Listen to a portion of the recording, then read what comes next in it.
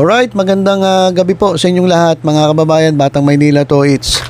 Pinanood ko po yung live ni Tugi Zombie kasi matagal na po siyang hinahanap ng mga legit number cards. Actually 2 days po siya wala sa EAT. Nung Friday and Saturday, wala po itong si Tugi Zombie. At kahit dun sa live sa EAT, kapag nagla-live, ay marami pong comments doon na hinahanap itong si Zombie. Lalong-lalo na sa sugod bahay dyan sa Bacolod, nagtatanong sila, bakit wala si Zombie?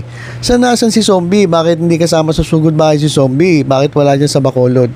So, ang daming tanong, pero wala pong makasagot ng maayos. At syempre, ang sagot po niyan, yung magiging reliable na sagot, syempre dapat manggaling mismo kay Tugi Zombie. So, marami pong nag-abang sa live ni Zombie. At ito na nga po, nag-live po siya 4 hours ago, mga kababayan. So, nag-live po siya. Ang in-announce po niya ay magre-release siya ng isang single, isang kanta na ilalabas niya sa kanyang birthday sa Lunes. At yun daw ang kanyang first single na i-release sa Spotify. Tapos saan pa ba sinabi niya, basta i-release sa iba't ibang platforms yung unang single ni Tugi Zombie. So, mahaba-haba din yung live niya, mga kababayan. Umabot din po ito ng ilang minuto to, 14 minutes. Alam ko 14 minutes. At marami siyang sinabi. Pero mga kababayan, kapansin-pansin, ang dami nagtanong sa kanya. Yung mga tanong na, bakit wala ka sa Bacolod? So, binabasa niya yung tanong sa kanya, binabasa niya yung comment. Pero pangiti-ngiti lang itong si Tugi Zombie. Marami rin nagtatanong, ba't hindi ka kasama sa sugod bahay? Kailan ka babalik sa sugod bahay? 2 araw ka nang wala sa sugod bahay. Pero kapansin-pansin na ang ginagawa niya, nginingitaan niya lang. Hindi siya sumasagot hanggang matapos itong kanyang live. Wala naman siyang sinabi tungkol dun sa tanong na bakit wala siya sa Bacolod? Bakit hindi siya kasama sa sugod bahay? Bakit 2 araw na siya wala sa EAT? So, marami kasi nag-aalala. Ano pa talaga ang status ni Tugi Zombie? Bakit hindi siya makita sa Itbulaga? Paano natin malalaman kung siya mismo ayaw niya sabihin? So, dito sa ginawa ni Tugi Zombie, medyo disappointed lang ako. Ako mismo, hindi ko alam kung kayo disappointed, pero ako disappointed kasi marami nagtatanong na number cards Marami nagtatanong na mga legit number cards. Tinatanong siya kasi nag-aalala itong mga taong ito doon sa status niya. Pero siya mismo hindi niya sinasagot, tinatawanan niya, hiningitian niya lang, hindi siya sumasagot. So parang nakaka-disappoint. Kasi dapat ikaw, unang-una, kadagdag sa kasikatan mo yung pagiging legit number cards. Kadagdag sa iyo yan, mas lalo ka nakilala, mas dumami yung subscribers mo, mas dumami yung followers mo. Dahil naging legit number cards ka, nakasama ka sa Itbulaga. So dapat, sagutin mo yung tanong ng mga number cards. Sagutin mo yung mga tinatanong nila sa'yo. Hindi yung, ba't ngingitiin mo lang? Ba't hindi ka magsasalita, hindi mo sasagutin? Kasi dati pag tuwan-tuwa pa siya magkwento tuwan-tuwa siya, tanggap na tanggap siya sa EAT, tanggap na tanggap siya nila Tito Vic and Joey, ang bait-bait ni Jose, ang bait ni Wally, ang bait ng mga number cards. So tuwan-tuwa siya at lagi siya nagpapasalamat sa Panginoon dahil ang babait, ang ganda ng reception sa kanya. Pero ngayon, simpleng tanong, hindi niya masagot. Simpleng tanong di ba? Tinanong siya, bakit wala ka sa Bacolod? Bakit 2 araw ka na wala sa EAT? Kung ayaw mo sagutin directly, dapat sagutin mo naman, hindi ko pa po masasagot yan sa ngayon. Dapat ganoon, hindi yung as in wala talaga siyang sinasabi. Basta babasahin niya yung tanong, tapos magbabasa na siya ng ibang comments. So parang binabaliwala niya yung mga nagtatanong, tapos yung ngiti niya, hindi ako, mga kababayan, pasensya na po kayo ba? Yung ngiti niya hindi ko nagugustuhan kasi parang ngiting alam mo yung ngiting aso. Yung ngiting parang ngiting hindi siya masaya. Yun na yun. So kaya ako, mga kababayan, ako napaisip, wala na ba si Zombie sa EAT? Tanggal na ba si Zombie dyan sa TVJ, dyan sa TV5? Kasi kung nandun pa siya, tinanong siya sinabi niya, nandun pa naman daw siya. Kasi tinanong siya, bakit wala ka sa Bacolod? Sabi niya, nandun pa naman ako. Anong klaseng sagot yun?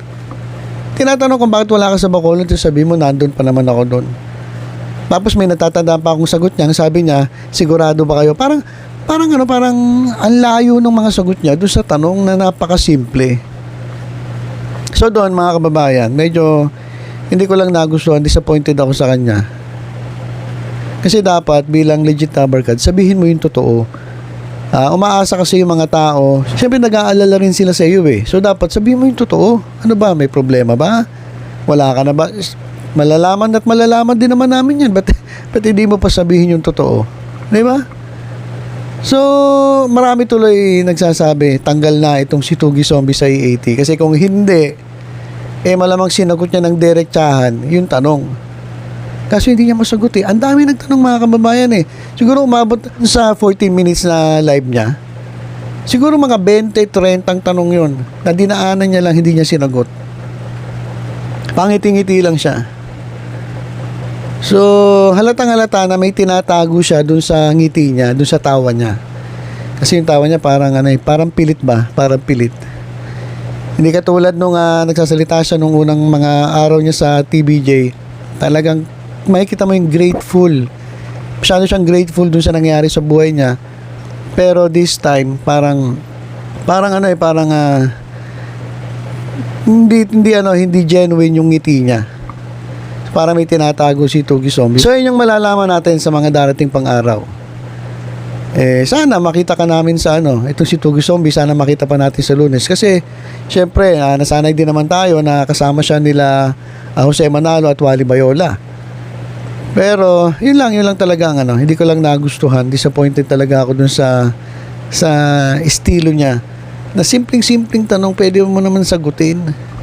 Kung ayaw mo sagutin directly, sana sinabi mo, hindi ko pa po alam kasi hindi pa nila ako pinag-report o ayoko na po mag-report o meron po kasi akong inaayos. Basta sinabi niya lang meron siyang i-release na album o single na kanta. Pero hindi naman niya yun kinonekta doon sa pagiging absent niya sa EAT.